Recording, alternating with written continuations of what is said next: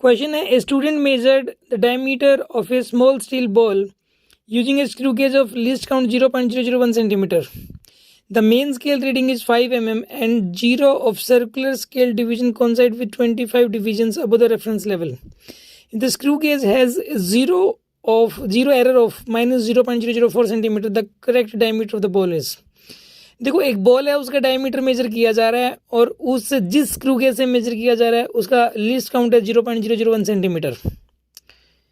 और जो main scale reading है वो दे दी 5 मिलीमीटर और ये बोल दिया कि 0 of the circular scale कॉन्साइड with the 25 divisions above the reference level.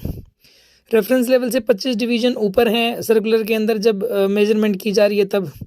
और जीरो एरर दी हुई है माइनस 0.004 सेंटीमीटर. आपको डायमीटर बताना है कितना होना चाहिए. नीट 2018 में आया हुआ क्वेश्चन है.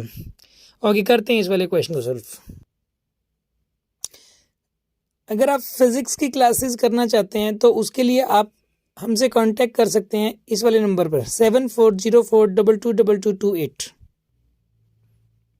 देखिए, सबसे पहले तो हमें इस बात का पता होना चाहिए कि देखो, जैसे कि अगर स्क्रू गेज से मेजरमेंट करते हैं तो जो करेक्ट वैल्यू निकालने के लिए जो हमारा आंसर होता है, जो मेजर्ड वैल्यू निकालने के लिए तरीका होता है, उसका फॉर्मूला होता है MSR plus main scale reading plus circular scale reading CSR into list count minus zero error.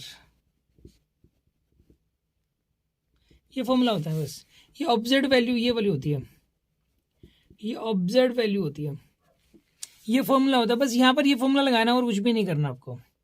ठीक है, ये मेन फॉर्मूला ये एक ही है बस देखा जाए तो सर्कुलर स्क्रू गेज के अंदर. और इस फॉर्मूले से सब कुछ सोल्व हो जाएगा.